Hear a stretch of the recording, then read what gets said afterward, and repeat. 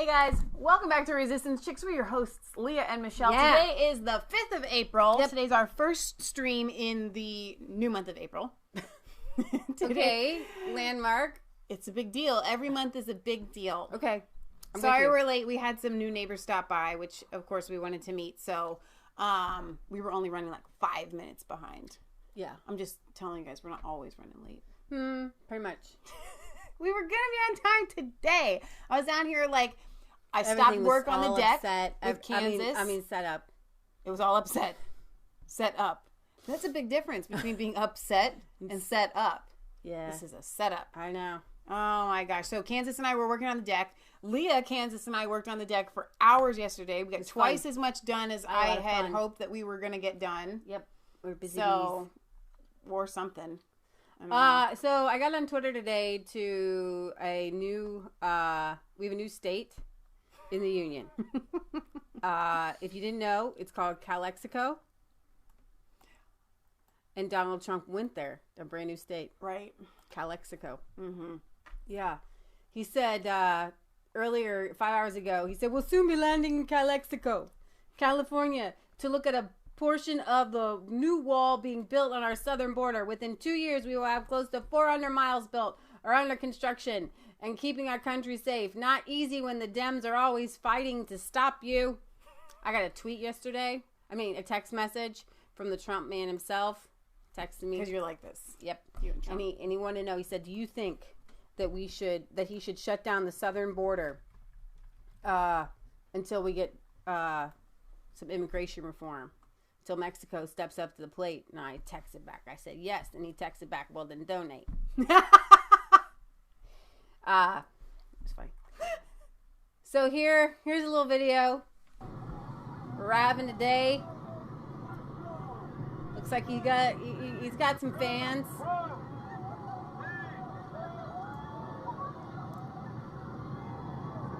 Of course he's got fans. Got fans everywhere, baby. Got fans everywhere. So it's like a daggum tornado around here. Got fans here, fans there. Speaking of tornadoes, and we haven't talked about this very much, but what's happening in Nebraska? Like, my shift went from natural disaster, tornado, to natural disaster in Nebraska. You guys need to pray for them. They got hit with the worst snow ever, and then flooding. And cattle were literally out. People they were trying to feed their cows as much as they could, or their livestock, until they couldn't get out. They couldn't see anymore. Some people's hay fields are buried in like mountains of like glacier type snow. Okay. Yeah, they said probably an estimated 1 million calves are lost. And it's really, really, really sad. Million. And it's interesting. I was listening to, not on purpose, AOC rant about what's happening in Nebraska, and that somehow her Green New Deal is going to fix what happened in Nebraska. Like, she's blaming the people that didn't vote for her Green New Deal for what happened in Nebraska instead of it just being a natural disaster. It's a natural disaster. Probably some sort of weather modification, but I gotta. When she gets on the chemtrail people, then I might back and support her. 100%. This is not carbon initiated. Right. Okay. Just 100%. So I'm going to give you a couple more videos of Donald Trump down at the border, but he 7 minutes ago, he said, just checked out the new wall on the border. Great. Leaving now for LA. Just checked out the new wall. Let's see. I have a video that I want to play. Here's this one. This was posted by the White House. Human smugglers profit off of thousands of children being brought along by adults on this terrifying journey. This is the crisis President Trump is trying to end. And smugglers are pushing family units underwater to cross the border. Oh, for crying out loud. And I think it was NBC who had on one of these human smugglers, human traffickers, calling him like a hero of some sort. Get out. It's called trafficking, and they make a lot of money on human trafficking. That's crazy. It's insane. It's absolutely insane.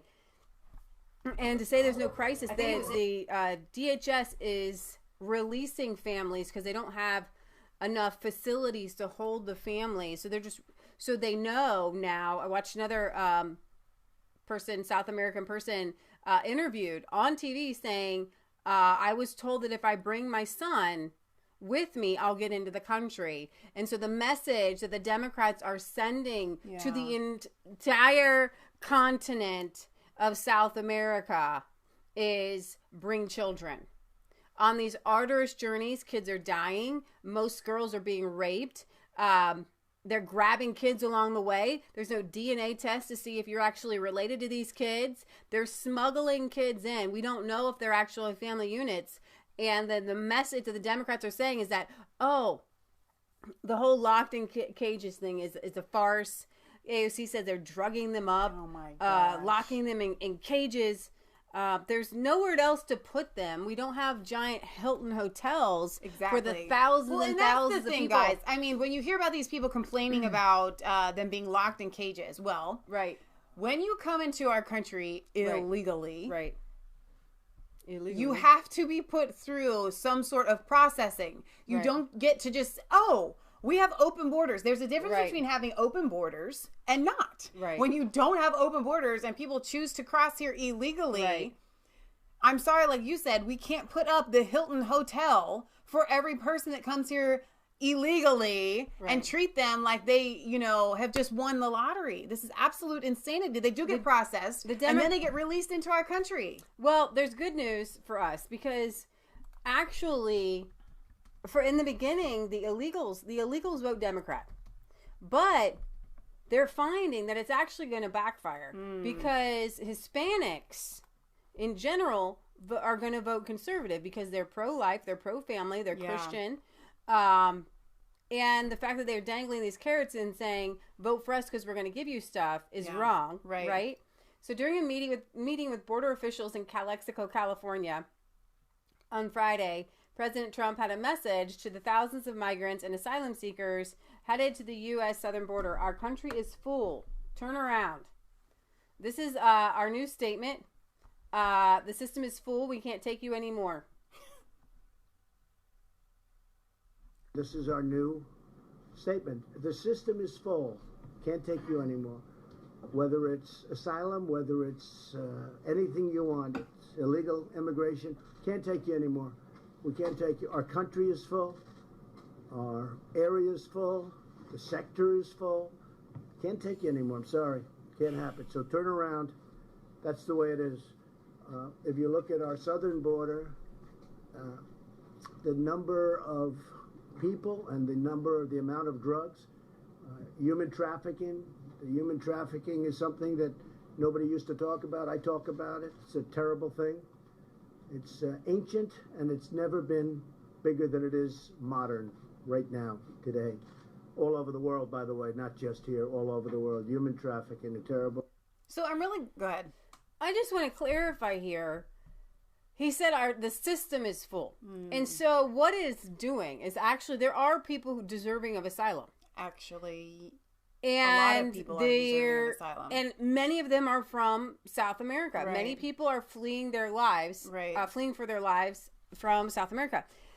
But economic migrants are coming over the border and filling up and clogging the system for people who might genuinely need asylum. And that's the thing that makes me really upset, because these line jumping is not a sport. Every amusement park will tell you that. These line jumpers that cut in front of people who genuinely deserve asylum, it makes me mad. And it also makes me mad when the left would like to label every person that wants to have our borders, to have heavy border security, where the people that have applied for asylum the legal way, they want to brand us all as racist. Well, if we were racist, then why would we be standing at the entryway of that line saying, come to America, we want you here, you deserve to be here? If it was a matter of race, why would we be doing that? We are wanting people who genuinely deserve asylum to come here, and we are wanting those line jumpers, those cutters, those cheats, and not only that, but the gang members and the drugs and that whole and the human trafficking. We're wanting all of you people to not come here. That's not a racist issue when we're standing at the other line that has a doorway that says, hey, we want you guys here. You deserve to be in our country. Right. We can take in immigrants. We want to take in immigrants of all walks of life. It's not a matter of race. It's a matter of legality and what our system can do. Right. So I want to take a second and I want to show you Donald Trump's new 2020 trailer. No, who did this?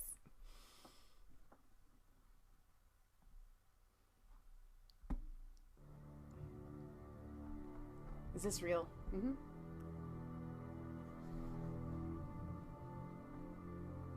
I got something that's a parody that I'm going to show you guys at the end. So stick around for that. You're going to love it. First they ignore you. Then they laugh at you. Then they call you racist.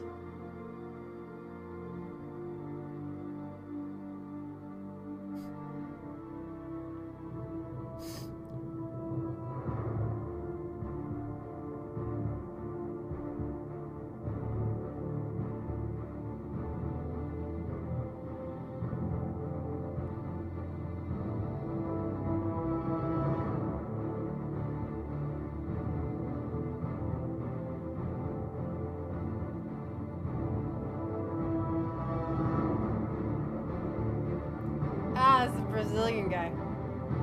Bolsonaro. Cabinet hearing. Mueller report. I hope you never get it.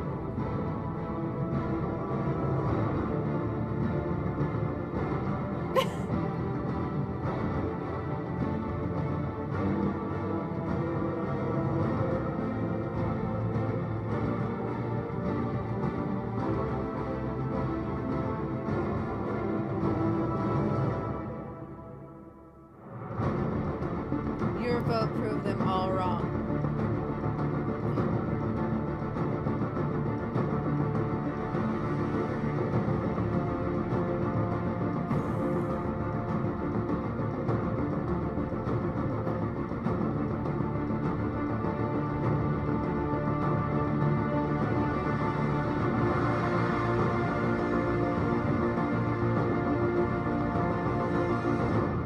Trump, the great victory. Oh my gosh, that's fantastic. This Did he tweet that out?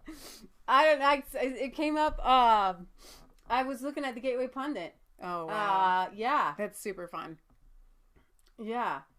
So that was incredible. That I was like, yeah, like Trump the movie. Trump the movie, right? And I'm wondering when Trump the movie is going to come out, like a legitimate one, like one of his favorite. Like, is Dinesh D'Souza going to come up with something? Yeah. Because it has been an incredible 2 years. Yeah. So far. And I would say it's been even longer than that. When Trump was elected in November of 2016, between November and the inauguration on January 17th in 2017, wasn't it the 17th? Or the 20, I think it was the 17th. Somebody can correct me on that. On but when he was inaugurated. The 20th. It was the 20th? 2017. Okay. January 20th, 2017. So, between that time, it was already like he was president of the United States. Even though they were coming after him with, I mean, the air lifted. There was relief in every American that is sound-minded. We don't want Hillary. We don't know where this is going with Trump. It could be awesome. It could be crazy. It's going to be a wild ride, but we know that we don't want Hillary at the helm. Let's just take a moment. Praise the Lord. Every time we go to talk about the news, and sometimes Trump does things I don't agree with. Right. Focuses on things I don't think he should be focusing on. I have given him a pass. I have to, and so do you guys. And for the past 2 years, and because of this right here, he literally had this straitjacket Mueller investigation over his head. Now, what if there was no Mueller investigation? Do you think maybe the Republicans might have held the House? Absolutely. Yeah, I agree. Absolutely. So, and here we have election fraud in that sense. Election interfering, big time. Huge. Fox News and Republicans go down, and Tea Partiers go down as the birther movement with the birth certificate. Yeah. But that was literally a grain of sand compared to an entire beach of what this Mueller investigation did, because... Okay, so maybe he was born, maybe he wasn't born in Hawaii. Right. Whatever, right? Nobody was accusing him of conspiring with another country. Exactly. You know what I mean? And there wasn't a huge investigation going on for 2 years where the entire mainstream media was calling, like, what Trump has withstood for the past 2 years. I'm going to give him another 2-year pass. I'm going to wait and see, you know, if he gets elected in 2020. If Matt doesn't. Just kidding. Yeah. If Trump doesn't run, then we're voting for Matt. But anyways, here's the thing. You've got this Mueller team. Now, the 17 or 13 angry the number keeps changing. There was a ton of angry Democrats on that Mueller team. Yeah. It came out that they're trying to leak some stuff that might be against Trump. Cohen said that for the right price, if the Dems can get him out of jail, then maybe he might have some dirt on Trump. Isn't that called, like, extortion and blackmail anyways? How could you... I guess he's got a ton of emails he wants to give over. But Chuck Grassley accused the special counsel office of mischaracterizing Trump campaign emails in a way that suggested Trump advisors were eager to meet with Russians. In a newly released letter from 2017, Grassley accused Robert Mueller's team of feeding speculation and innuendo in court filings. In 2017, in the case against George Papadopoulos, the letter takes on a new significance in the wake of reports that that Mueller prosecutors were upset over Attorney General William Barr's characterization of the findings. There have been some leaks saying that William Barr exonerated Trump, and that's not what we found, and blah, blah, blah. It was actually worse than you think, but there was nothing criminal, so there's nothing we can really do about it, right? Well, that's not... A prosecutor goes and gathers evidence. Yeah. If he doesn't bring something to trial, he doesn't get to leak information to people. Do you know what I mean? That's not his job. Right. You know, if you don't find somebody criminal, if you're not going to bring a case of law against them, then you don't go around saying stuff. So the special counsel's office fed this speculation innuendo about possible collusion with Russia by withholding key details from emails cited in a court filing in the case of George Papadopoulos. He was a top Republican senator alleged in a George Papadopoulos was a small guy, and then Grassley, a top senator, had said in a newly released letter. He said in 2017, the public deserves to have the full context for the information the special counsel chooses to release. The glaring lack of it feeds speculation and innuendo that distorts the facts. Grassley, who then chaired the Senate Judiciary Committee, was responding to a statement of offense released in the case against Papadopoulos, the Trump campaign advisor, who entered a plea deal.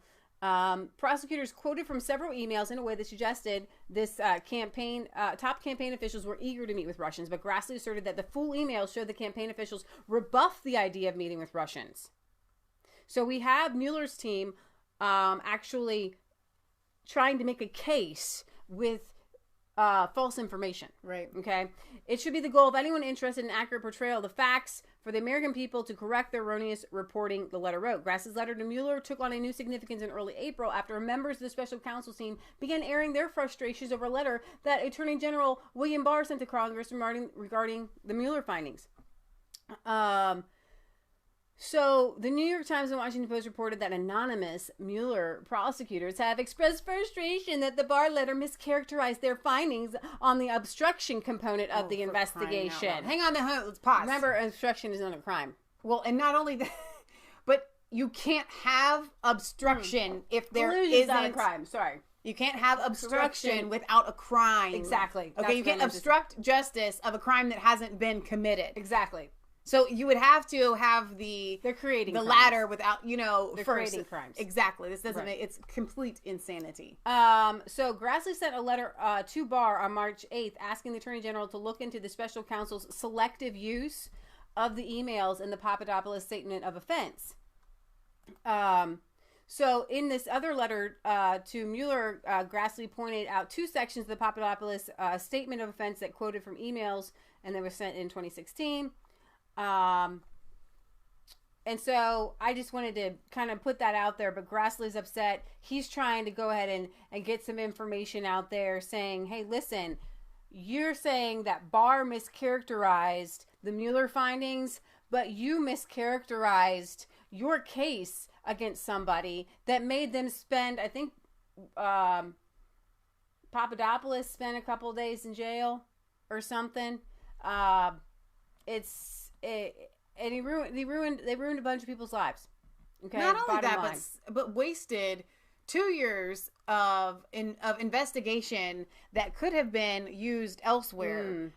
You know, to me, it's disgusting when I believe these people knew all along. These prosecutors knew all along that they had nothing. They were being told to just drag it out as long as they could. So they are willing to waste the taxpayers' dollars on something that has no foundation for political gain or a gain of power or what have you. And it just goes to show that their idea or their touting that they are for the American people is totally disingenuous. They don't care about the American people because caring about the American people would have brought the truth to light in the very beginning when they knew that it was a setup. This is what I was looking for to go along with that. Russian historian Svetlana Lokova breaks silence, says the deep state FBI and Stephen Halper, he was Halper. Stephen Halper, if you guys don't remember, because it's really hard to keep all these people together. There's Carter Page, George Papadopoulos, they were set up. And the Stephen Halper guy was an FBI asset that they used to try to get these people to make connections with Russians. You know, they were literally trying to say to set things up. They were he was a honeypot, paid for by the FBI. So which puts our NGOs literally in a stance against the American people. Right, they've become the enemy. So I want to bring up this video here. If they have it up, let's see. I don't know. It said watch the video. Let me see. I don't know if I can bring up the video. Redneck says they're desperate to cling to something. They'll say anything these days. So Svetlana tweeted out this yesterday. A timely reminder that Cambridge University held an independent inquiry into the allegations that Stephen Halper first raised in the press about Russian intelligence penetration, and there was no truth to it. Then she went after lunatic MSNBC contributor Malcolm Nance. Hi, Malcolm Nance, MSNBC. I have not forgotten how you told American people and the world a whole pack of lies about me based on your racist and sexist views. The tide has turned. And the New York Times knew they were caught lying. She says, the New York Times had this BBC piece for 10 months, and you published a long piece about Halper, neglecting to say that you have evidence that his intelligence is false. The New York Times had evidence to suggest that confidential informant to the FBI at the heart of the Crossfire Hurricane, I think that's what they called the General Flynn thing, Halper was faking intelligence, yet they did not reflect it in their reporting. Further, they did not report it to Mueller despite New York Times' close links with the Mueller team. So she says, I guess MSNBC, so that Lana, you have my deepest sympathies for what you've been put through, but for the New York Times, there was no record to set straight. We never named you in any story, nor do we claim that you were a Russian spy. Matt, New York Times logo is truth is worth it. You suppressed the evidence that FBI confidential informant Halper was faking intelligence. That's a huge story. Halper was inventing evidence of Russian intelligence contacts with the Trump campaign. Wow. So she just dropped some huge truth bombs there. I like this girl. I like her. I think you just like her name. Svetlana. It's really fun to say. Yeah. It is. So, yeah. Let's see. Lakova is speaking out to clear her name. So this is her on Fox News. Now to an exclusive story for you. A Russian woman tells Fox News she thinks she was manipulated by outside forces in order to entrap Donald Trump advisor Michael Flynn. Fox chief intelligence correspondent Catherine Herridge reports exclusively for the show on this story. I'm not a Russian spy, and I have never worked for the Russian government. I believe that General Flynn was targeted, and I was used to do that. The allegations center on a 2014 seminar and dinner at England's University of Cambridge. At the time, General Mike Flynn ran military intelligence for President Obama. Lakova spoke to Fox News via Skype. General Flynn was the guest of honor. I sat on the opposite side of the table to Flynn. Were you alone with General Flynn before, during, or after the dinner? I have never been alone with General Flynn. According to a flyer, the Cambridge events were organized with the support of American Stefan Helper, who was later identified by media outlets as a professor who reportedly assisted the FBI's Russia probe. In December 2015, as a private citizen, Flynn was paid $45,000 to speak at a Russia Today event in Moscow, where he shared a table with President Vladimir Putin. Did you ever discuss traveling to Moscow with General Flynn after the dinner? There was absolutely no discussion of going to Moscow with General Flynn. In February 2016, as Flynn's role in the Trump campaign became public, out of the blue, Lakova says she was invited to a private dinner with Helper. It was very, very unusual to me. I was an obnoxious academic who absolutely hated all Russians. During the 2016 campaign, Helper also contacted Trump campaign aides. Helper has refused requests for comment about his government work.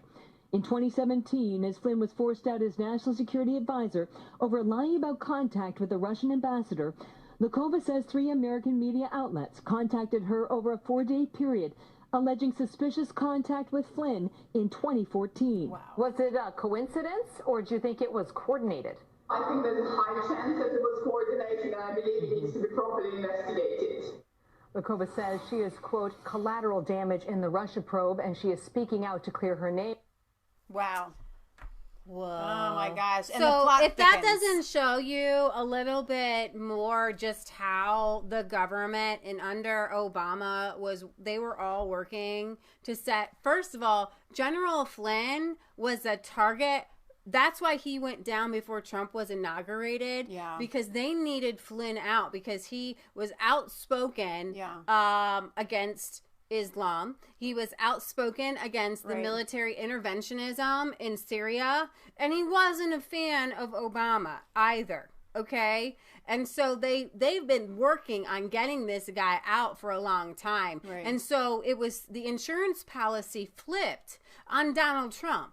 Because I believe in my own working theory that it was in the works against General Flynn way before it was in the works against Donald Trump. Right. Obviously. I think that one step led to another when they decided they could go against Flynn. Then I think somebody in some back room meeting was like, hey, wait, watch, we can spin this on Trump. So let me get to a couple comments here. Wicked Psych says, wasting all their time trying to dig up dirt on Trump because they don't have any ideas or solutions they can campaign with.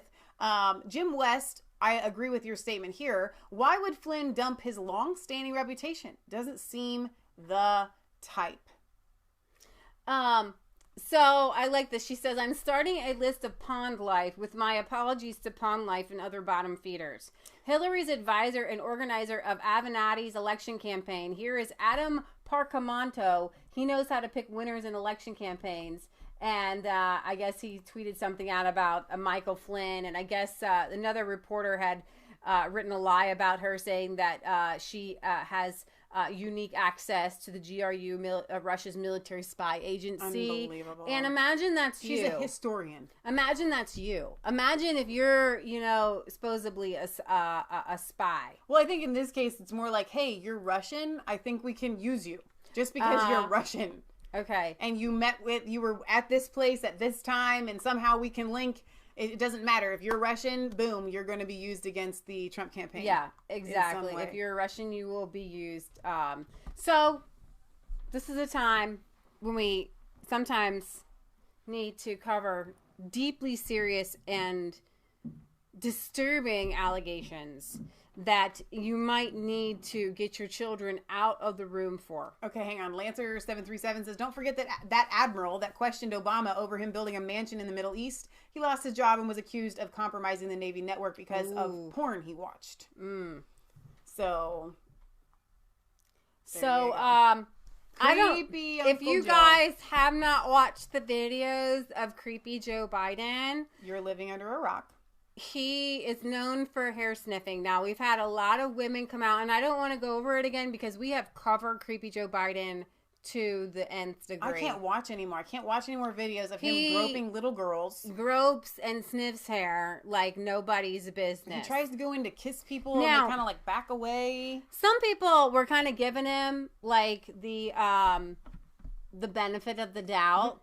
However, I don't know who it was. Some mainstream media said that Donald Trump was immature because he tweeted out a video of Joe Biden groping himself. Their words. But you'll see that this same Joe Biden is treating himself the same way that he treated other people, which is actually an admission that he gropes other people. Am I right? Now, Hang on. this has been going around Twitter and the internet for a day and a half, and it's hilarious. But their icing on the cake with the cherry on top and the hot fudge and the banana and everything is that Donald stinking Trump tweeted this out at almost 2 o'clock today, and y'all need to see it. Okay. Jeez. So wait, before I let you know, this is kind of Joe Biden explaining himself, trying to explain away his Groping? hair sniffing.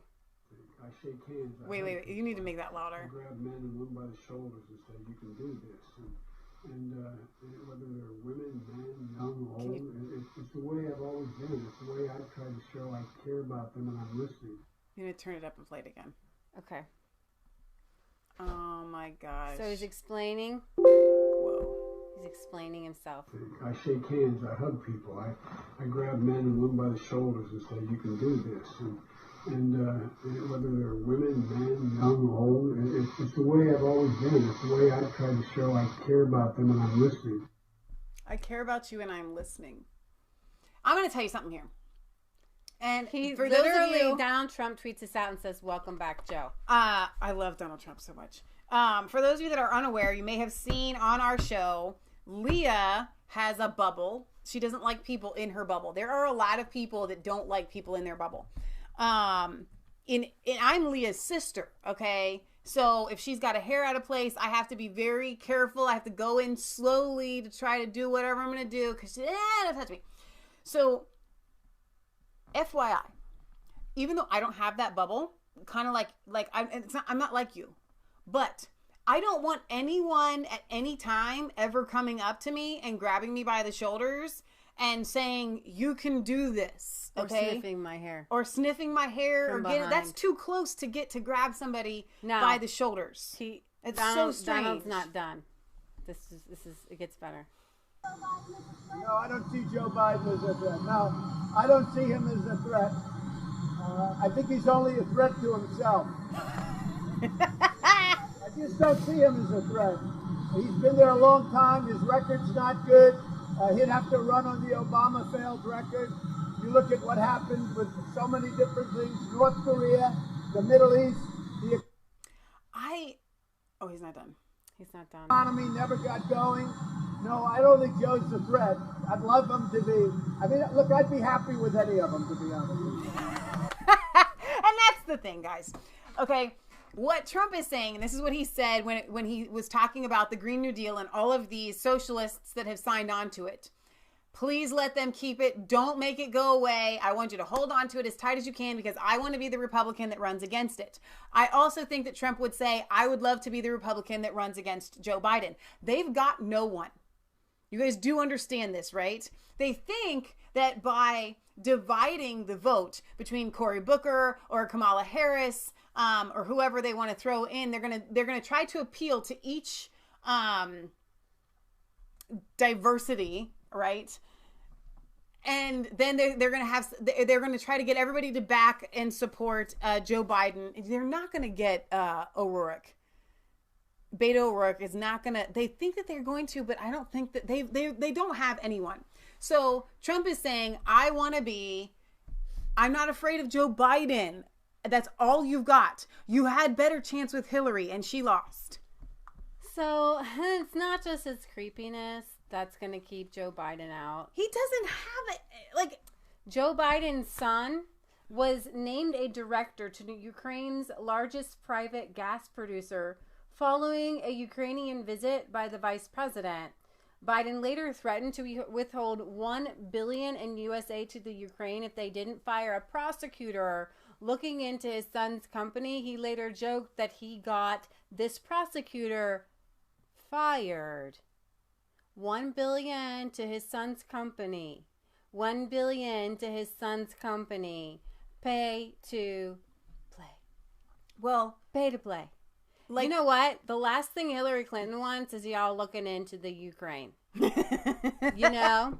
So she's not going to, you know, we're going to bring up the whole uranium one thing all over again, and Hillary's going to be dragged off to jail. They don't want Biden running, which is why the left is going after him as creepy, because they don't want, Biden has more skeletons in the, in the closet than the Grim Reaper. They went after Trump with a fine-tooth comb. They went after Trump with a comb that gets like lice out of your hair. Biden's got another like fine-tooth comb you can get. Druggy kid. And he came out clean. Joe Biden not only doesn't have anything between his ears. I mean, he doesn't have 2 cents to rub together as far as common sense. He has nothing to run on. Nobody wanted him as president the first time. He's an old white dude. And guess what? If you're on the left, you're not allowed to vote for old white guys. Right.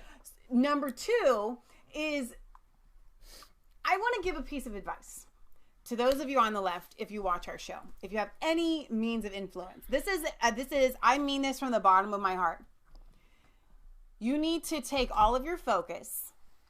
Stop getting behind Cory Booker. Stop getting behind Joe Biden, Beto O'Rourke, Kamala Harris, whoever you have. Stop it. You need to shift all of your focus to trying to use election fraud, because that's the only way you're going to win. You need to get every electronic voting whatever that you can and get your people in there. Go down to Florida, see if you can get some advice on how to Why do you think take over all the voting machines in the entire nation, because that will be the only way you will win. That's why they're trying to abolish the Electoral College. Right. Because it's a lot harder to go in and do every state. Right. Than it is to just, if you could just get a hold of the voting machines in one state, you could swing the election. Sure. You don't, with the Electoral College, it stops the fraud. Right. Or at least it holds it back. But what I admire Tulsi Gabbard for is she's obviously not in on the inside, because she's trying to campaign for paper ballots. And Tulsi Gabbard is campaigning on real issues. Mm-hmm. She's not trying to run on bashing Trump. Right. She's a really good candidate. If they really wanted to win the election, they would get behind Tulsi. Because Tulsi's the only one who could take middle of the road votes. The only one. I agree. She's the only person that's genuine, and guess what? Americans can sniff out genuine. So this is so far the mainstream media with the Me Too movement and hating Donald Trump. They're saying that America needs a Joe Biden hug. This country needs Mom a hug. Mom says treason. Bye-bye, Uncle Joe. A metaphorical hug right now. And there's a weird irony in this thing about him hugging people. No, because you all are the creepy people, and we're just tired. We're tired of you doing crazy things. So, yeah, welcome back. I love, and you, I don't think you quite got, maybe they didn't get what you were trying to say is that Trump tweeted that out, that creepy Joe Biden thing. Yeah. The fact that we have a president that would tweet something like that out, I don't know what kind of reality we're living in right now, but I like it. Here's another crazy reality. I'm just throwing this out there because I want you to see what kind of crazy reality we do live in. George Washington University students vote to kill the Colonials nickname, calling it offensive. No. It's George Washington University. With 13 original colonies. They're called the Colonials because there was 13 original colonies. They were the founding fathers who helped shape this country, but the SJWs have voted the nickname, which has been used about the university since 1926, may be on its way out after 54% of the student body voted to change the name. Approximately 5,000 of the 12,000 undergraduate students at George Washington University voted on the measure. It's likely that school officials will determine the nickname's fate later this year. We, as students of George Washington University, believe it is of the great exigence that the university changes the official mascot. The use of colonials, no matter how innocent the intention, is received as extremely offensive by not only students of the university, but by the nation and the world at large. No. You know, it's terribly sad to me because I'm not that old. I still feel like a young person. Yeah. Okay. I technically am a millennial if we're going by the age brackets. Okay. I don't identify as one. That being said, I remember a time of going to school and being taught what patriotism was, being taught to be proud of our founding fathers, being taught to be proud of the way that our nation was founded. And can I help you? Yeah, there's a bunch of cords down here. Yeah. There are, sorry. That's for your laptop. Yep. I remember being taught that there were real deal colonists and people that came over that were evil, that did bad things to the natives that were here. Yep. And I also remember being taught a fair representation of history, how there were innocent people that came to be in America, and they were attacked by savage natives for no reason. Yeah. And I remember being taught both sides of this horrific story. It was awful for those colonists to be attacked, and it was awful what happened to a lot of the natives who were raided and robbed and had westernized ideals forced upon them. And I remember being taught a decent form of history, even in the 90s. And now we have these young people that are being taught a pack of lies, this colonialist shaming, this American shaming. We have to feel bad. But if you actually felt bad about what happened here, you would be not campaigning for reparations. You would move. Right. You would go somewhere else. Okay. You would leave. Like, I can't even stand the fact that we live here. Everybody needs to abandon America and give it back to people on reservations. Yeah. Okay. There were many, many, many natives that were here that were very glad that the colonists had come. They had good relations with them. They traded. They created alliances to protect themselves against other natives that were warring tribes. Okay. They wanted the guns. They wanted the new technology of the ages. They didn't want... So it's difficult to say America shouldn't have existed because not everybody that came over here ran the Trail of Tears. Yeah. And that's what they act like. And it's not true. So I let this play in the background while you're going on talking about that, because they act like this is the...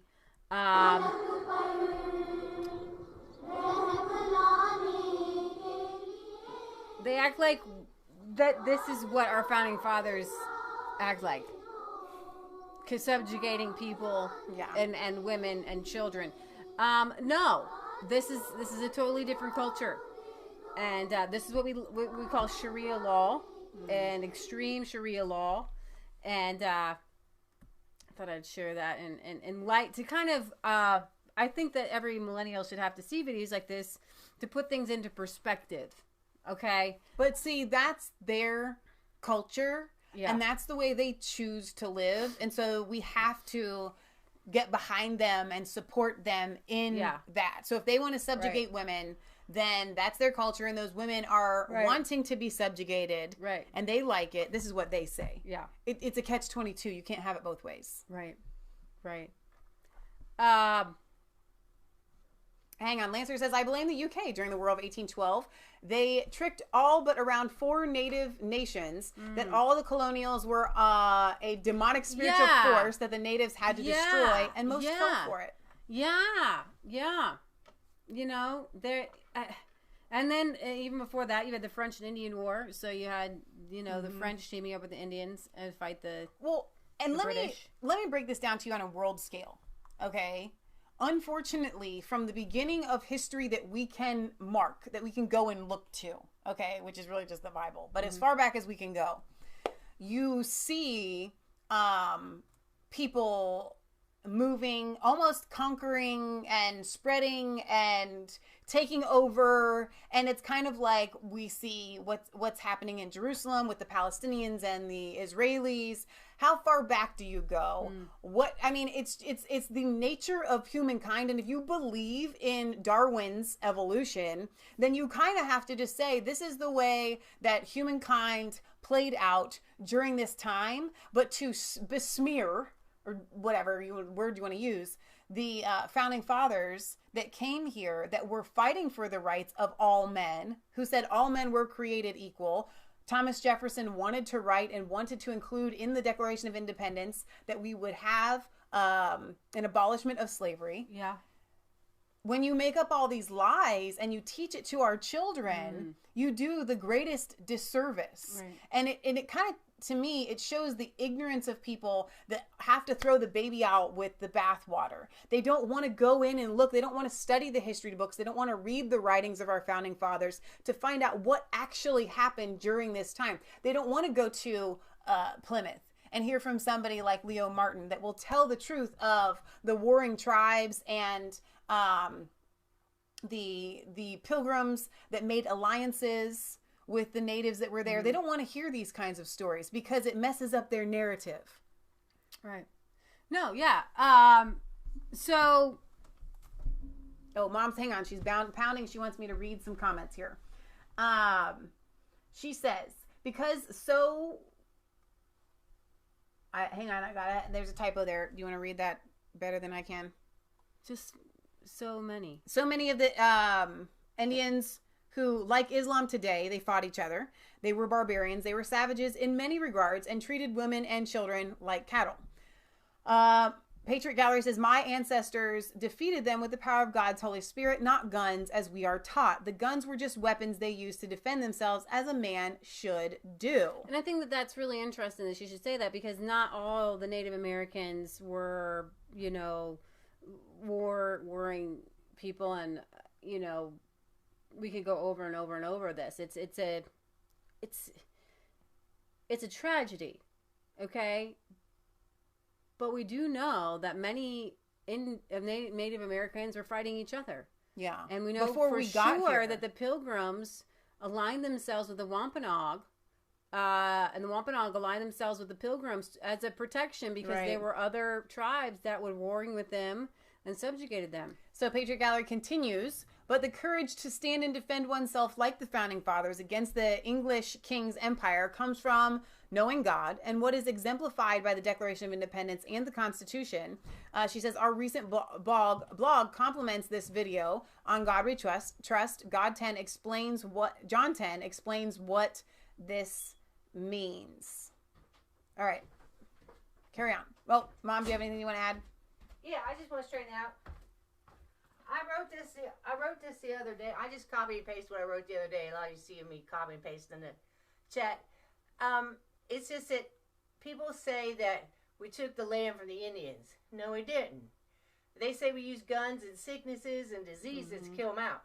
Then you have to ask, what did we defeat the greatest empire of the world with, who had 10 times our power in fighting guns and cannons and ships and armies?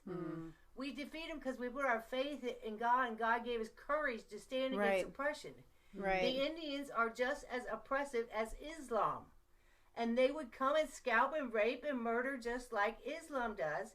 And our great ancestors defeated them with our courage, not guns and sicknesses, but our faith in God, our rights to live free from violent people. They were some of them were nice and kind, and some were very good. But then they also had an enemy with their other Indians who were murderers.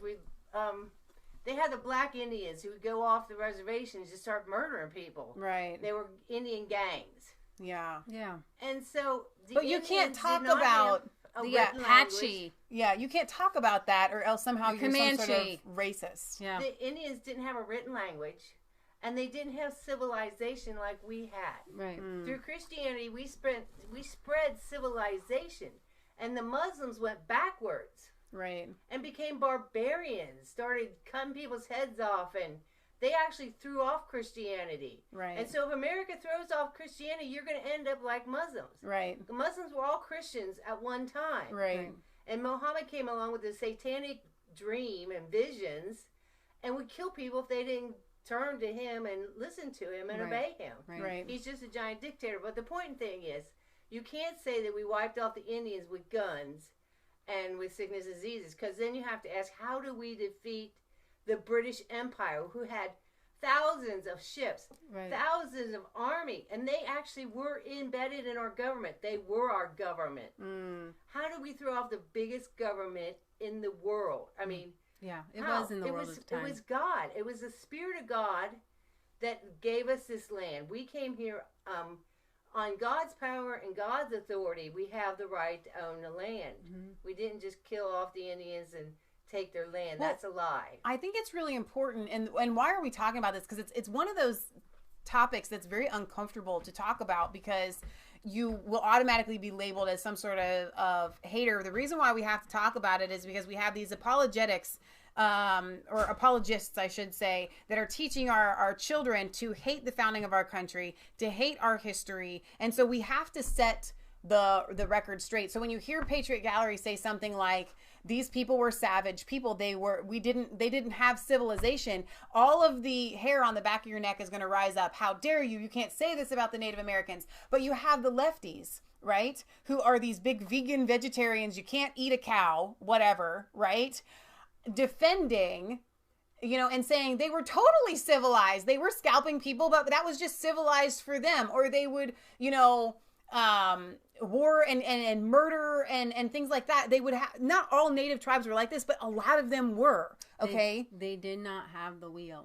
They weren't civilized. The things that they did were not civilized. So it's okay to talk about the Native Americans that were not civilized the same way you would talk about African tribes, okay, that do things that are not civilized. These are common laws of nature. I think that John Locke would call them that. Okay, so it's okay to say it, but in our society that we live in right now, you absolutely can't. Well, because here's the thing. We talk about the UK, we talk about Britain, and how it was once uncivilized savages. Right. And you grow to be civilized, and what does it mean? You have rule of law. You don't take the law into your own hands. You don't punish people by burning them at the stake. Yeah. You don't just go randomly, hey, I'm going to go make war on Loveland today. Yeah. I'm going to go, hey, are you bored? Let's go subjugate Goshen down the street. Right. Let's go see what they're doing. And then you whoa, and get everybody together. Yeah. That's not civilized. And we can talk about that and say that even back during the time of David and Goliath is not civilized. Yeah. Christianity came, brought people down a few notches. Our ancestors, Vikings. Hey, we're going to go, you know what? We don't got enough stuff. We're just going to go down the coast of Africa, just go take stuff. Yeah. That's not civilized, okay? You can't just go and steal things. You can't go steal people. That's not civilized. Right. Okay? Slavery's not civilized. Yeah. And talking about throwing off the government, we're going to cover this on Sunday. Everything's going to be changing day by day. Theresa May's talks with Corbyn, they were on, they were off, they were on. Supposedly she was going to discuss a customs union or a second referendum. Then supposedly she's not. Looks like 100% sure MEPs will be standing in the European Parliament. And I have been praying for the UK. And as Mom was talking about overthrowing a tyrannical government with the power of God, if you guys are in the UK, and you do want to be free of the EU, and why it's hard, I think, you have to know that your rights come from God and what your rights are. Yeah. And then you have to go to God. I mean, Christians in America, we are always praying, if my people who are called by my name will humble themselves and seek my face and turn from the wicked way, I will come and I will heal their land. If you want healing in your land, that's what you have to do. You're not going to get it. Right. Just by force, just because. Okay, the only reason that anyone knows about rights and freedom or any sort of democracy is because of Christianity. It's because of Jesus Christ, okay? Because of fairness and rule of law. You have to go back to your foundation as a Christian country. Now, Brexit poll reveals that all of England and Wales now favor no deal except for London. Surprise there. Yeah. But May won't have it. In the South, 44% back no deal. 34% are for remaining in the EU. In the North, 41% back no deal. Not just leaving, no deal. 34 want to remain. However, in London, only 26% back no deal. And 48% want to remain. Wow. It's like its own little country. It is. London Stan. The poll asked, if Britain has not agreed to a deal by April 12th, what do you think should happen? The results in Scotland mirrored London. 28% in favor of no deal. That's Mom bounding again. Yeah, but I don't see a comment. Most conservative voters also now want to leave Europe without a deal, the poll found. It comes as Tory Brexiteers reacted with fury as a bill, read this, aiming to force an Article 50 extension was passed by one vote, and that, I guess the one vote was some chick who's a criminal, lied to police, and has an ankle bracelet on. Sydney needs help. I think she's got to go to the bathroom. You can just bring her down, I guess. So, what was he saying there? Constitutional outrage. Here.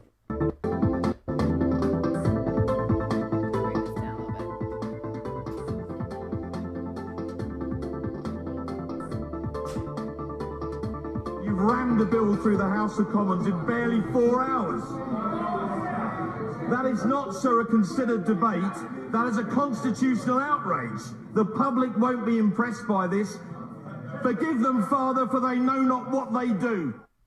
And that's how you're going to win things. Invoking the power of God. Forgive them, Father, for they don't know what they do. They do know what they're doing, though. I'm sorry. They do know what they are doing. Let's see. Michelle's bringing Sydney out to the potty. All right. I'm going to cover this on Sunday, but this is a woman who has actively campaigned for conservatives who says, yeah, vote for the MEPs, vote for Nigel's Brexit party. So I'm going to cover that on Sunday. But I guess I'm going to go on to, I'm going to talk about that with Michelle here. Julian Assange, you guys. I want to... Where do I want to go? So, our favorite lefty, if you guys need one, Caitlin Johnstone. Everyone needs one or two. She is also a Julian Assange supporter, and it came out earlier, was it late last night or earlier today? There's a marathon vigil. Caitlin had said, if you lived in anything resembling a free society, Julian Assange and Chelsea Manning would be walking around under the sun if we lived under the sun right now. Whenever you defend Assange, you see, let's see. The agenda to imprison Assange poses a grave threat to press freedoms around the world. This is a fact. It's a fact regardless of how your feelings feel. It's a fact regardless of how much you like Hillary or hate Donald Trump. It's a fact regardless of what the TV says. Ecuador, the new Ecuadorian president, is not for freedom of press. Does not like Julian Assange. The previous Ecuadorian president did and believed in protecting his rights. Mom's coming down again. Well, in the chat, we were talking about quarantines. Oh, dear. You know, the vaccine people, they're not calling for quarantines. Why not? You know they're enemies. If people aren't calling for quarantines, we just talked about the Indians and how diseases would wipe off major Indians. And people are talking about how all these diseases, TB and measles, are coming back, but nobody's calling for quarantines. It's people have known this for millions of years. Okay, well, we haven't been here for millions of years. Well, you know what I mean. you quarantine people before they come into your country. Exactly. People came to Ellis Island and had to stay there for 2 to 3 weeks. Right. Before, and so the EU, who's letting all these migrants coming in, they're letting all these sickness diseases in. Yeah. This is treason. This is traitor. I mean, this is treason. Yeah. To let people come in and not quarantine them, your government is breaking the law. You know, when you take your animal overseas, they have to be quarantined. Yeah. These people have to be quarantined. Right. So whenever the Democrats refuse to make good immigration laws, you know that they're bad people. These people need to be locked up. Lock them up. Not lock her up. Lock them up. Right. Britt Baza says, Michelle, the one vote that Leah just mentioned was a casting vote because of a tie in the numbers. It was cast by John Burkow. Oh, wow. So back to Assange. Yeah, so the Ecuadorian president has said earlier this morning that Assange had hours or just days. So there's a vigil outside of the embassy. People are camping out. British police have stationed armed officers outside the Ecuadorian embassy in London after tweets from WikiLeaks quoted that it was said there were high-level sources saying that Julian Assange could be kicked out of the building within hours to days. The red embassy building with white window frames and balconies was quiet, though a few protesters gathered outside. This is from WikiLeaks. A high-level source within the Ecuadorian state has told WikiLeaks that Julian Assange will be expelled within hours to days using the INA Papers offshore scandal as a pretext, and that it already has an agreement with the UK for his arrest. Subsequently will be handed over to the United States, I have to be honest. Like, I guess I have more of a hopeful outlook on this than other people do, because what Julian Assange did with WikiLeaks was one of the tide-turning events that allowed Donald Trump to win. It exposed Hillary before Clinton. that, WikiLeaks dumped all the information that we know, or at least a good portion of it, about there being no weapons of mass destruction. They took down the Obama administration. If it wasn't for WikiLeaks, we wouldn't know just how crazy this this Iraq war So what really I'm was. saying is, I would like to hold Donald Trump's feet to the fire in this and say, you know what? When it comes down to it, I hope that Donald Trump will stand up for right. And even if Julian Assange gets convicted here in the United States, I would say if I was Julian Assange, I would rather this happen while Trump is in office than not. She's right here. She's fine. Hi, Bubs. Hi, Sid. Hey, Sid. How you doing? You want to go lay down? Go find your bed, Bubs. You could bring her bed over. She might lay down. I don't know if she will or not. Oh, She wanted to lie down. But my She's a point good is, girl. with Donald Trump in office, if Oh, I was absolutely. Julian Assange, I would rather this happen now than risk it happening if somebody else was in office in 2020. Even. But what? Okay, now that the Mueller investigation is over, I believe that Donald Trump could theoretically pardon Assange. Would he do it after what they have put him through? I don't know, but I will raise Cain. And if Assange is extradited to the United States, I will be tweeting. I'll hold up signs. I'll be on any whatever needs to happen to free this guy, Right. because he is a hero to humanity. Nothing WikiLeaks has done has put anybody in harm's way. Chelsea Manning was pardoned by Obama, okay? And you're not supposed to go to jail for being a publisher, Yeah. okay? Remember, we watched that whole movie on the Panama Files, right? And what it's called? Isn't that what they were called? The Panama Files? I have no idea. We watched it. Anyways, I'm hoping nobody else is having issues. I'm having playback issues. but the Okay, United looks like we're Nations torture investigator has urged Ecuador not to expel Julian Assange from its London embassy out of fear he could face mistreatment in the United States. A British friend said the WikiLeaks founder was prepared for expulsion from the building he has lived in for nearly 7 years after Ecuador's president Lenin Moreno said he had repeatedly violated the terms of his asylum, which he had not.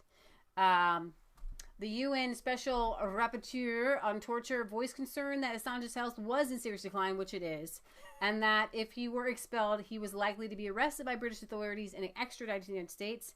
Such a response could expose him to a real risk of serious violations of his human rights, including his freedom of expression, his right to a fair trial, and the prohibition of cruel, inhumane, or degrading treatment or punishment. So, Dale Jones says, why can't Assange just sneak out of the embassy at night and leave the UK by boat? You know what? That's a really good I question. would love to see that happen. Patriot Gallagher says, locking up Julian Assange would make him a martyr. They don't want that. Martyrs unify the masses because the masses are good people. Yeah, that's true. That's true. If I was Julian Assange, though, like, and I'm not, and so it's really not fair for me to say this, but I would want something to happen. Like, I don't know that I would want to be walled up in the Ecuadorian embassy for the rest of my life. I mean, how is that any different than prison? You know what I mean? You're already in prison, walled up in the Ecuadorian embassy. It's not that, maybe the luxuries are a little bit different than being behind bars, but still you can't go anywhere.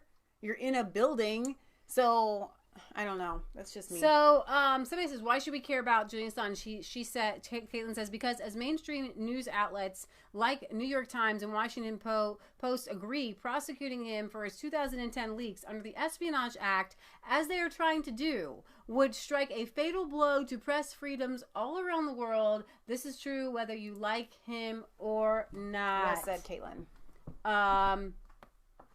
So... Pamela says, I'll be standing right next to his mother, Christine. Britt Baza says, the Ecuadorian embassy is a luxury building. A prison cell isn't. No, I agree with you there. And he has more protection there. I mean, when you go into jail, there's a chance that you could be killed in jail. Okay, I get that. I'm just saying that, I don't know. I would want something to move forward. I don't know. So Cassandra Fairbanks, she has visited Julian Assange a couple times and interviewed him, and he was one of the reasons that she started to become red-pilled in the first place. I'm kind of covering up the picture. Free Julian Assange, 6.5 years of asylum, 8 years WikiLeaks publisher, detained without charge in the UK, 3 years, and it all stems back to some false rape allegation in Sweden that Sweden dropped. Exactly. But the UK, he's still held up because the US has an extradition against him. 3 years since the UN ruled Assange is unlawfully and arbitrarily detained by the UK authorities and must be released. 8 months isolated from press and communication, visitors tightly restricted after U.S. State Department pressure on Ecuador. The UK should not permit itself to be intimidated by the Trump administration's public threats to take down Julian Assange's legal team. She says, if you are in London, go to the Ecuadorian embassy and do whatever you can to non-violently block them from kidnapping Assange. At the very least, go film everything that happens. Let's see. She's been watching the live stream of The Door for 24 hours with a 2-hour nap. She says, I need to just go and think. She's losing it. And this is she's become a friend to her. He's a friend to humanity. So this is live on the Ecuadorian embassy here. Nothing so far. So we're still waiting and to see, but it's so 3 years ago, the UN ruled that the UK holding Julian Assange was unlawful. And so the fact that the United Kingdom isn't going along with what the UN ruled, I mean, there should be some sort of, you know what I mean? So this is the latest I have right now. I thought maybe there might be something as I went live, but I gotta click on a CNN article, see if I can get anything anything new. Corrupt here. News Network. But no, there's nothing new, guys. Nothing new here, but it is supposedly imminent. So we shall see. Well, the good news is that if it does happen, if he does get extradited to the United States, this is going we will, and Americans, I hope will. It's going to shine the light on it.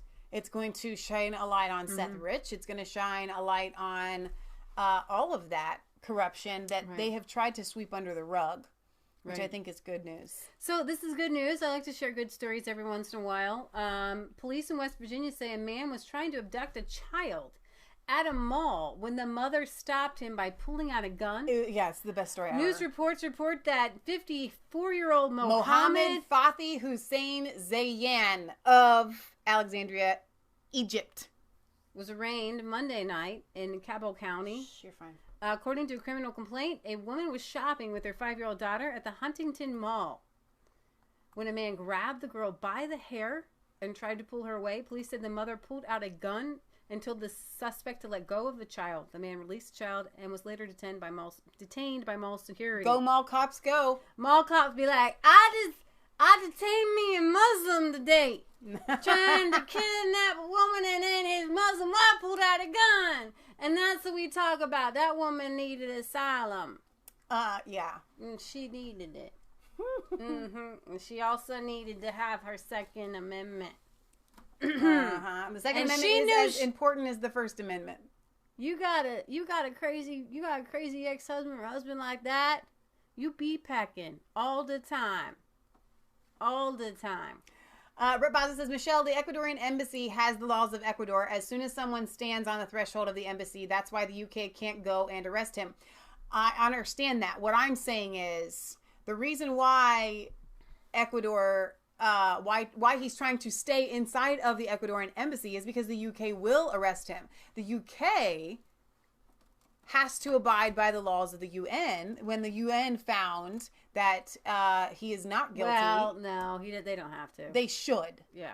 They should. I'm not saying that the Ecuadorian embassy, or Ecuador as you want to say, is trying to protect Julian Assange, or they were at the time. Again. She gonna put a hole so it's not in a matter that of the sovereignty of an embassy in a nation. It's the fact that if they were to let him go, then the UK would arrest him. We don't want that. They should not be doing that. He is innocent. Patriot Gallery says, I have no idea what she's trying to say. All this time, the British reactor to the countries are all the same. Corruption has just taken over. God and Jesus, men having faith in God will find their courage and clean this corruption out. Yes. Talking about cleaning up corruption, a court upholds Kentucky law requiring abortionists to perform an ultrasound prior to abortion. If you guys didn't see our exit interviews from the unplanned, anti-Planned Parenthood movie, watch it. It's not long. It's 15 and then minutes. Go see the movie. Grown men came out crying. Speaking of that, we don't plug anything. We don't ask for donations. We don't ask you guys for anything. I would like you to watch that, and I would like you to share it, and I would like you to share it to the Unplanned Movie people. They have been sharing all of the blue checkmarked people's reviews of their movie, and I think that they would, if the message could get to them that we have the reactions of the everyday American that went to see the movie, that they would like to see that. I just don't think that they've seen, we've been trying to share it with them, but they haven't seen it yet. So I really want them to see it, and I want you guys to share it, because the reactions, like you just said, grown men coming out with tears in their eyes, is so powerful. It's so moving, and this movie is world changing. So a federal appeals court has upheld a 2017 Kentucky law that requires abortionists to perform ultrasounds prior to abortions and offer the mothers an opportunity to view those images and hear descriptions of them prior to the final decision for abortion. The law, known as the Ultrasound Informed Consent Act, also requires physicians to offer mothers an opportunity to hear their unborn baby's heartbeat prior to abortion. The U.S. Court of Appeals for the Sixth Circuit, in a 2-1 vote, struck down a lower court ruling that declared the law unconstitutional because it violates the freedom of speech of physicians. Today is a historic day as Kentucky continues to lead the charge in implementing strong pro-life protections for its citizens. We applaud the decision by the Sixth Circuit, which affirms the common sense notion that patients should be well equipped with the relevant information before making important medical decisions. I am grateful to the governor of a state to be governor of a state that values every human life, and we are committed to continue our fight on behalf of the most vulnerable among us. A press release from Bevin's office said in its ruling, the court completely rejected the analysis advocated by the Attorney General, Andy Beshear, and the ACLU. Beshear is Kentucky's Democrat Attorney General who has been battling the pro-life governor. Bevin's office said the court agreed with the governor's counsel that informed consent laws are constitutional when they merely require the disclosure of truthful, non-misleading, and relevant information.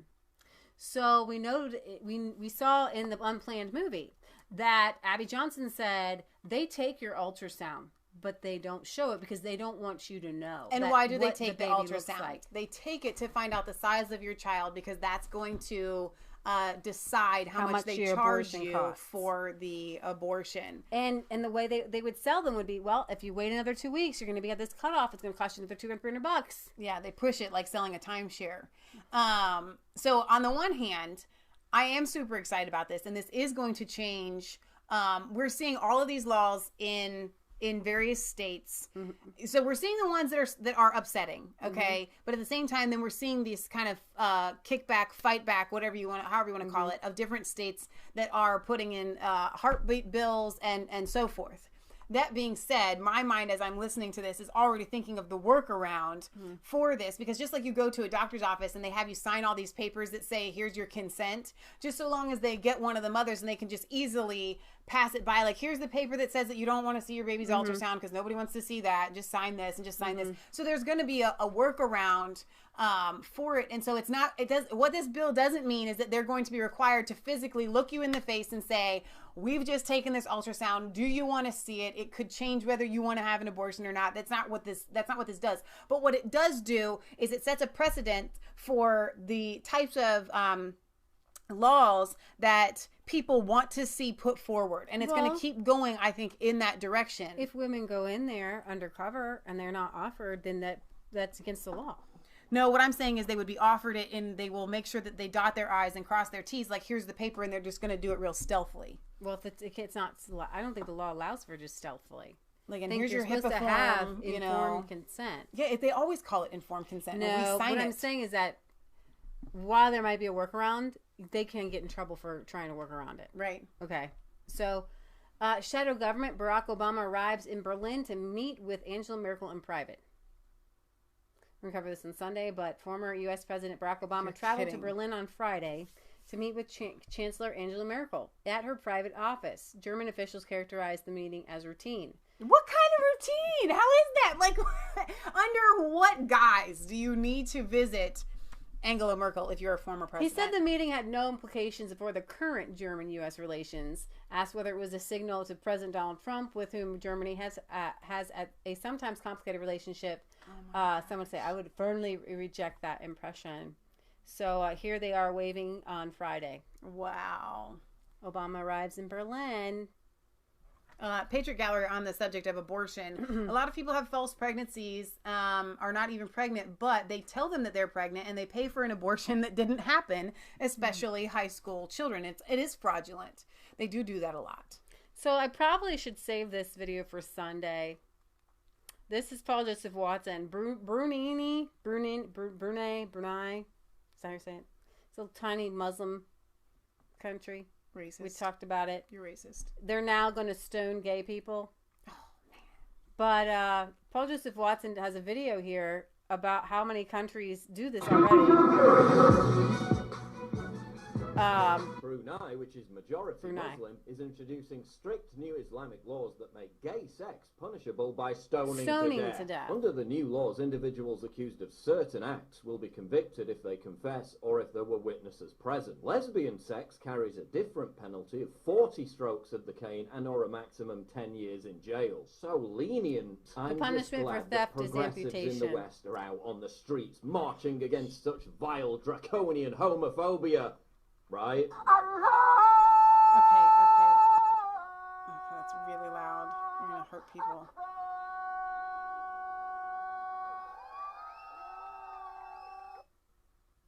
Oh, but that's just one example. It's not like this is a regular occurrence, right? Oh. But at least progressives who do go out and march against the execution of gay people in Islamic countries aren't confronted and intimidated by Antifa leftists, right? Oh, but at least when there's an LGBT march, Muslims could be illegal. Oh, list of countries that stone or execute gay people. Afghanistan, 99% Muslim. Iran, 99% Muslim. Mauritania, 99% Muslim. Sudan, 97% Muslim. Nigeria, 50% Muslim. Yemen, 99% Muslim. Saudi Arabia, 93% Muslim. Somalia, 99.9% Muslim. List of countries that publicly lash gay people. Indonesia, 87% Muslim. Qatar, Al Jazeera, 67% Muslim. Malaysia, 61% Muslim. United Arab Emirates, 80% Muslim. Some kind of connection here. Can't quite put my finger on it. Okay, yeah, that's so loud. It is, and it's annoying. Still, it's not as if gay populists who tried to warn about Islam not being compatible with LGBT in the West were literally assassinated by leftists, is it? Oh, still, at least we have brave celebrities like Ellen DeGeneres reaching out to Muslims to inform them that gay people is wrong. And how did Muslims react? This is a Sharia law in Islam, and LGBT is never okay. If you guys know why this law is implemented, I'm sure this whole boycott won't start. Brunei is a peaceful and independent country. Our Sultan is just implementing the rules that has already been made a very long time ago. Already implementing the rules. See, this is what we're talking about civilization. It is not a civilized way to punish a person by lashing them with a cane. It's not civilized, no matter what the Quran says, to cut somebody's hand off for stealing. And it certainly isn't civilized to chop a homosexual's head off. Wow. Now, Christians did burn people at the stake. It's not civilized. But guess what? We evolved. No, but it's also not in the Bible to do so. Christianity embraced Christianity. Exactly. Christianity embraced Christianity and said, no, Jack. Nothing in the Bible says we're supposed to be doing this to people who, them homosexuals. Okay? Now, Patriot Gallery wants us to plug the new blog on Isaiah 58 Ministries. She says, Google for our new blog. You can literally just go to Isaiah58ministries.blogspot.com.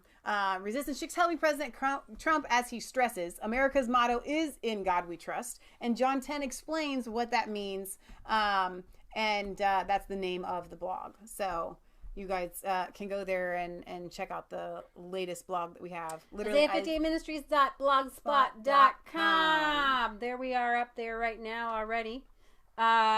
Some people are readers, right? I know a lot of you that watch us just like to watch us, but other people want to digest through reading. So I know why she wants me to play this video. Oh, that's right. Isn't that at the top of the page, the top of the blog? Yeah.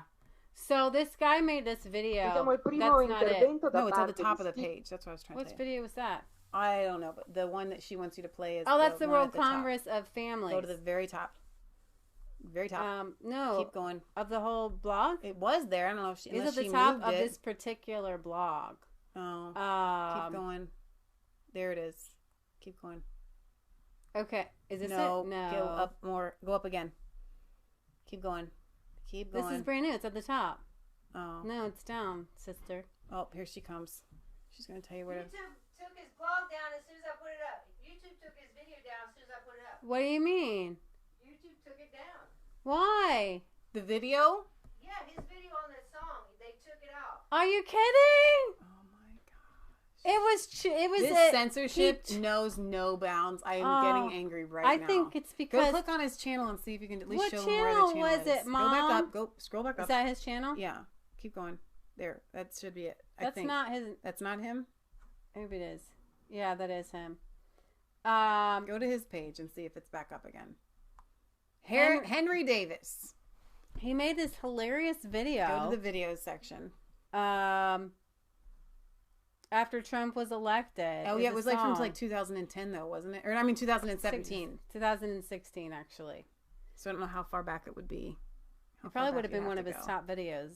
Yeah, can you go search the top videos? It was just on his page. It was like the first one, like on the home page where I was at. Really infuriating. Scroll down. There's nothing else there. That is so upsetting. Yeah. So what says, imagine how angry I am? Are there any playlists or anything? Wow. So he had a Trump song. What was the song? Oh man, it was so good. Shoot, now I don't even remember. Everybody knows this song. And he had this orange hair. Mom, you're gonna have to come down and sing it because now it's gone. It's like literally has left my mind. It was a parody on a song that everybody knows, and it was about President Trump getting elected. Trump, go Trump. Yeah. What was the song? Shoot. Okay. Well, oh my gosh. I got one Trump thing. supporters song is what Mom says it was called. I got something to end on. Hang on, here she comes. Michelle, Tommy Robinson is banned from YouTube this week also. Yeah, I know. I'm so upset. Mom, do you have the song memorized? What song was it? I know he said 4 or 5. He said, he's laughing over everybody who didn't make it and didn't win. Right, but what was the song? And it was Trump supporters song. It was Trump supporters song. No. What was the regular song? How does it go? Trump, go Trump. What was the song? That's it. No. It's a normal song that everybody knows. I don't know rock and roll. You'd have to ask Mac. He didn't see it. So Tommy is gone. I heard he was taken off from live streaming, but Tommy is taken off of YouTube. I love my life. Yeah, it's pretty awful. Wait, go back down. What? Okay, yeah. I guess it is gone. Okay, I took the song off the top of the blogs because nobody could get to it. Okay. Wow. So, but still, you guys should go to his channel and watch some of his videos. He's very funny. Henry Davis. He is a comedian. He's awesome. He's a Trump supporter. That's so upsetting. Michelle hasn't seen this. Now, if you don't follow social media, you may not know who some of these faces are. If you do, you're going to absolutely go crazy and think this is fantastic. If you haven't seen and you're not an Avengers fan. So what says do not play it, they'll strike you? This? I don't know. That's just what he said. This right here? I don't know. I'm going to play it. If you haven't seen Avengers, this is Thanos. He is going for all these little rings. And when he gets the rings, then he takes over the world. Now, what if Karl Marxist communism, got the rings? Okay, I found the Henry Davis song. We can play it after yours. It's on Vimeo. Okay. Twitter. I finally got Twitter. I got Google. I got YouTube. I got Facebook.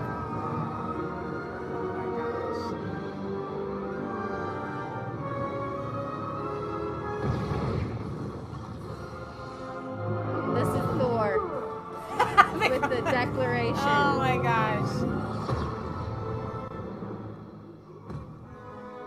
Frostbitten scrubbing And face. Stephen Crowder. Demanding conformity in place of intellectual diversity and telling us exactly how to think. Well, how Marxist of you. This is hilarious. Oh my gosh.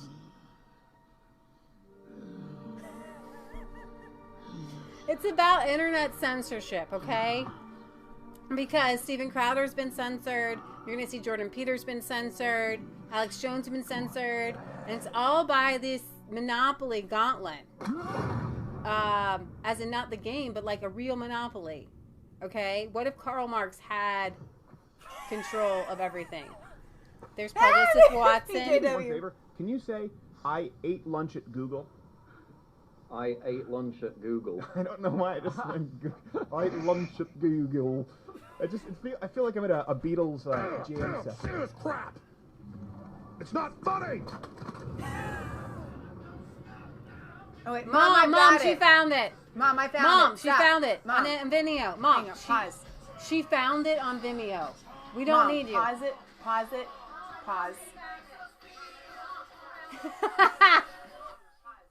She found it on Vimeo. This is. Oh my gosh, I love my life. I'm glad you found it, Mom. I found it. We're gonna play after this one. Okay. It goes fast through the names, so I think it's important to go over them. Stephen Molyneux, Milo, Tommy Robinson, Sargon, Avocado, who's taken off of Twitter. He was, I don't know, I think he's still on YouTube, but his Patreon was taken down. Because she's a particularly attractive woman, I'm entitled to say so. She's a celebrity. Gavin McGinnis. There's Larry Elder. Candace Owens, Kanye West. I'm a superhero. There's Kanye. I'm a superhero. There's Candace Owens.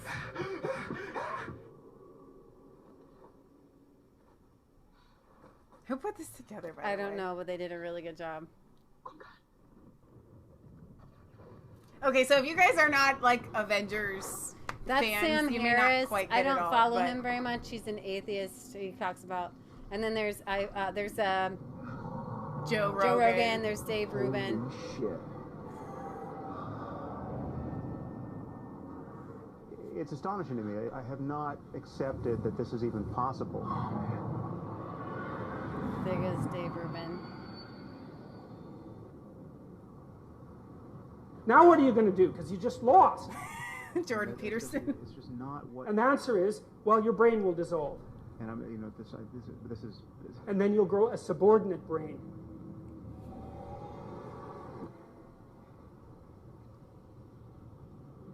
And then there's little Ben Shapiro. I love that they put him as Spider-Man. I don't know what's happening. I don't know. I don't want to go. I don't want to go. Sir, please. Please, I don't want to go. I don't want to go. Oh my gosh. Nah. Am I going to pretend along with them that any of these people are really dead? No, because I'm not a stupid idiot. Because this is the worst red herring in the world, in which presumably all these characters are dead, but we know they're not really dead because they're going to reverse and they're going to bring back all the characters. So, oh my gosh. I thought you guys would... So I like that. I like the spin. And the spin is that in the next movie, the Avengers movie, all of the characters are going to somehow, I have no idea how, come back to life. And I think that that's really important that these big tech giants can't continue this forever. Right. They can't continue the censorship, and it feels like death, and it feels like they've won, and it feels like Thanos has all of the... George Soros has all of the big tech giants, in the bag, and they don't, because free speech is going to win out. And I kind of hope that Trump is going to be able to do a little bit more about this now, because the Mueller investigation has come up with bupkis. Right. Okay. Now we have the video here. Yeah. Patriot Gallery came down with it on her computer. She's just going to play it for you guys. But I'm going to listen to it again. Because it's really fun. Are we going to play the whole thing? You can play part of it. Okay. Let's switch over here to... I can't believe it was taken down, though. I know. I'm glad it's on Vimeo still, though. Hopefully we don't get a strike for playing it.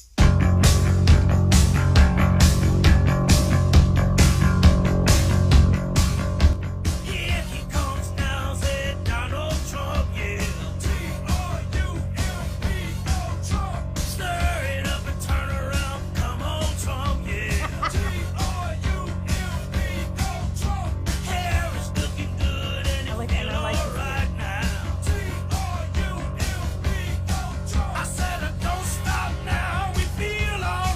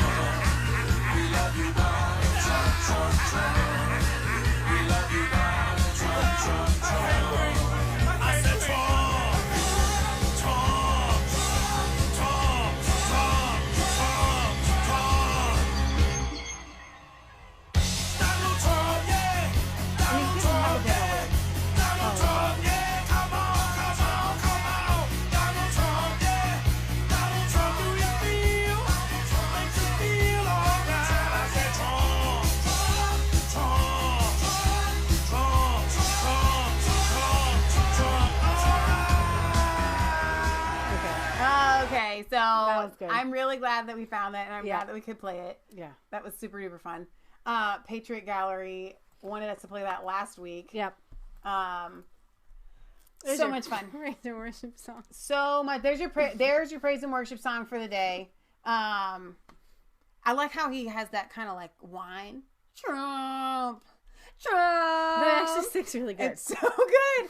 So I'm kind of still upset though that they took it down. Like, what would be the purpose? Yeah, because he said shotguns in the middle of the song. I don't know. You're not allowed to say the word shotgun, shotgun, shotgun, shotgun, shotgun. No, I'm guessing that somebody found the play track and that he might have gotten a notification, and that my guess is that he didn't fight it. So if somebody picks it up on ours, then we just fight it. It has to be transformative. You can take things, news, music, videos, and transform it. He transformed it. Oh, for crying out loud. You can do parody. Oh my gosh. So that's what I'm guessing. Yeah, Baker Mom says that totally rocked. Patriot Gallery should hear Trump Train. It'll bring a tear, says Pamela. Oh my gosh. Cool song. Florida Explorer says, all right, so, yeah. Trump needs to close the southern borders ASAP. Go Trump, money, money. Yes, Kelly PB Fam says. Copyright of Billy Idol record. Is that who sang that song originally? Probably. I literally know nothing, like Patriot Gallery says. So, yeah, the big thing in the news this week was that if Trump closed the southern border, that rich people wouldn't get their avocados.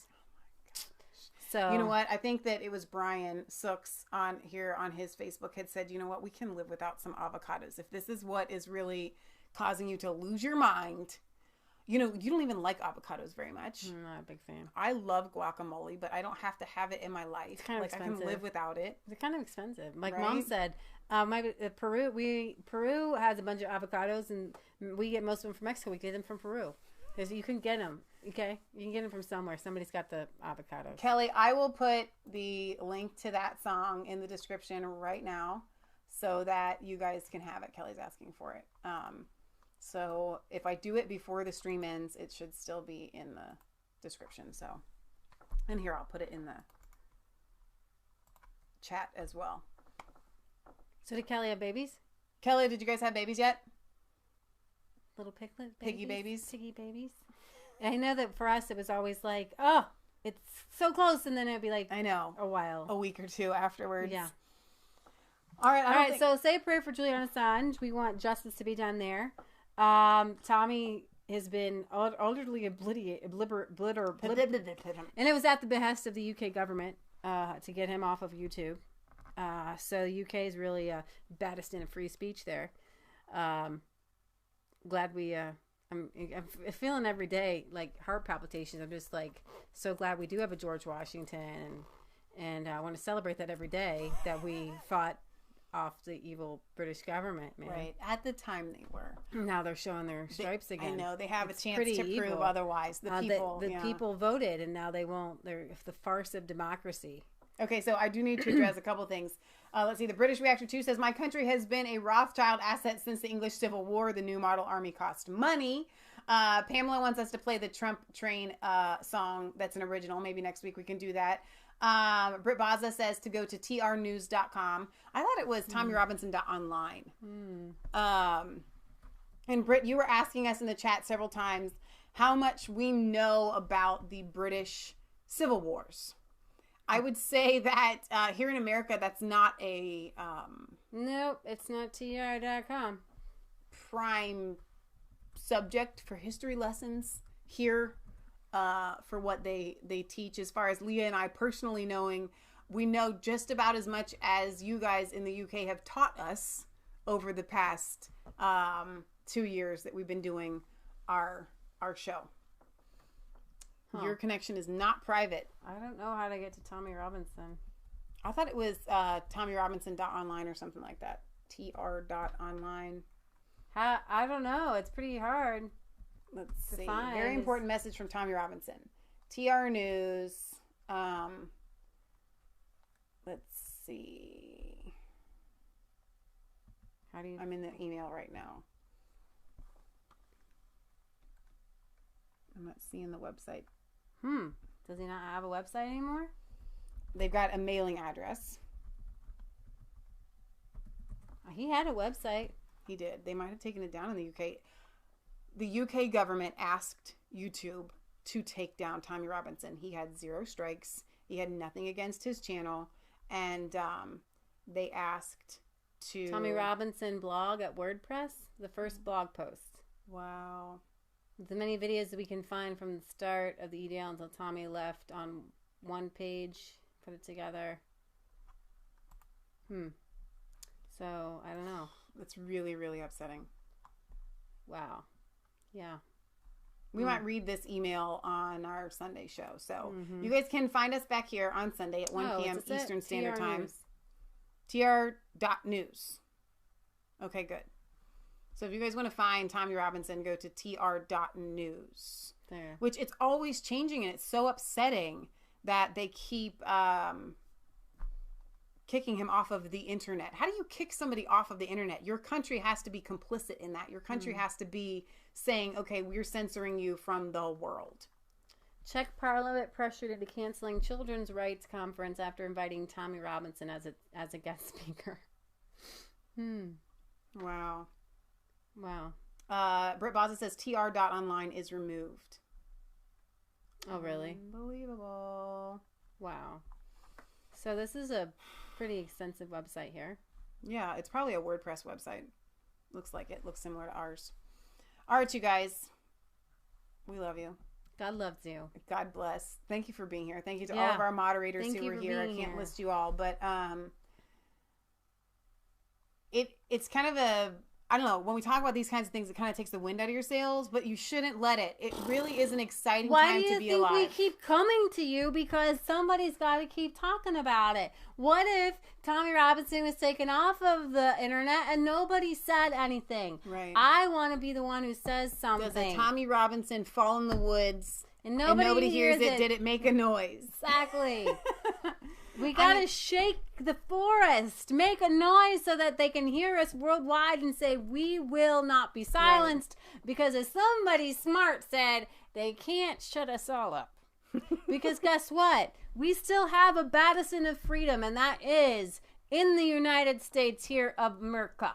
Okay? We have a Constitution, we have the Declaration of Independence, and those documents are living and breathing and alive, okay? They're alive with the power of God, and they have the ability to spread freedom and liberty and justice across the world. We just need to remember that. Tawana Lynn says, amen. We just have to remember. We have to revive it. Revive us, O Lord. We just need a good old-fashioned constitutional revival. So what? I take that as a compliment. He says, you are shield maidens. That is a compliment. I need a shield. Yes. Britt Baza says, everyone sign up to tr.news to get Tommy news. All right, you guys. Remember, it's not just a conspiracy theory if it's the truth. And I wanted to talk about that earlier, but he does. So you guys need to pray for Tommy to have a salvation moment. Come to Jesus moment. Because it's the only way you're going to take down these giants is in the power of God. The only way. And that's just the thing. Talking about that. The difference between us trying to convert people to Christianity and Muslims trying to convert people. All I want is for you to live a better life. Yeah. I'm not trying to convert you to be a Christian to be a number. Okay? Ooh, that's good. I want you to come to know Jesus Christ so the 'Cause it'll power of change your God life. can live in your life. And so you can have the joy of the Lord and the love of God. And your life can change. And you can wake up every day and know that God has a purpose for your life. And know that you can bless people without God. But you can bless more people with God. Because I know that when I wake up during the day, I could have divine appointments. All that day God long. might set something up for me. Right. Okay? I'm getting ready to book a place that we stayed in Plymouth because we're going to Plymouth 2020 in June, the end of June. Go to Plymouth Rock Foundation, the Plymouth Rock Foundation.org.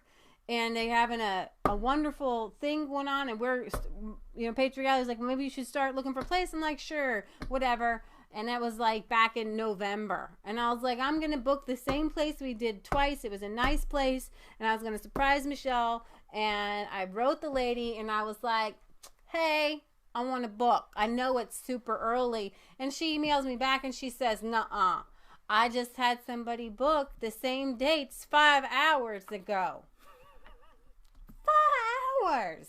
And I was like, okay, Lord. Michelle's like, Leah, we're like bumper cars. We can't mess up.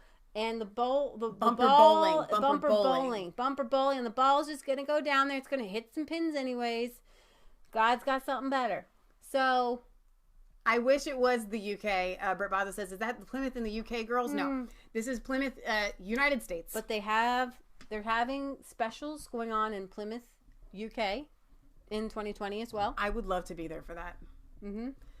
So we will keep giving you guys updates, but you can, if you want to meet up with Resistance Chicks, the one place I can assure you that we will be, Lord willing, I guess I should say, is in Plymouth, June 28th through July 2nd.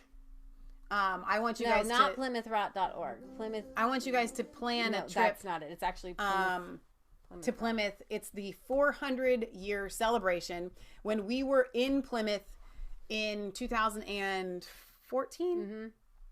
Well, we were there 13 and 14. Okay, 13 and 14. Our friends Leo and Nancy at the John Jenney Museum told us that they were going to be doing a big to-do. Yeah. That's Thanksgiving weekend. This is the in Plymouth 400, the 400th anniversary of the Pilgrims' Journey to the New World, the June 28th to the July 2nd, 2020. So we knew 7 years later we were going to be there. They're going to have honoring of the Pilgrims on Sunday, on Monday, addresses on the Pilgrim story, why the Pilgrims came, a dramatic program in Memorial Hall. It's a beautiful place. If you've never been, there's a lot of stuff to do in Cape Cod, in Plymouth, Massachusetts, Boston. There will be tours in Boston, Salem. It's going to be awesome. And we always go in September when it's kind of chilly, on the chilly side. So I'm looking forward to going in June. Right. When the sun might be shining and the ocean might be warm enough to actually swim in. So anyway, what you were trying to say there is that God leads us and it doesn't always work out the way that you would think. Looks like there will be greetings from England, Holland, and America. So they're going to have all kinds of speakers too. So yeah, I'm super excited. So we're going to keep plugging that as we get closer. It's just a little bit over a year away. And as we've been waiting, it'll have been 7 years. It's gone by really fast. So we are really going to sign off right now, under 2 hours. We'll be back on Sunday at 1 p.m. Eastern Standard Time for our European and UK news. There's a lot to talk about there. And I think that's it. We love you guys. God loves you. God bless. Remember, we have a P.O. Box, 107, Milford, Ohio, 45150. Send us your letters. We will read them on air. We want to hear from you guys. We want to hear your stories and what's going on. And please, like our videos, comment on them, and share them. Despite the censorship, I want you guys to get the word out there because we're red pilling new people every single day, I think. Awesome. Good night, guys. God bless.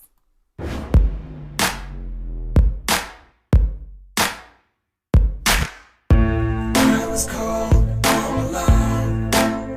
No place for home every day. So afraid, but you called my name.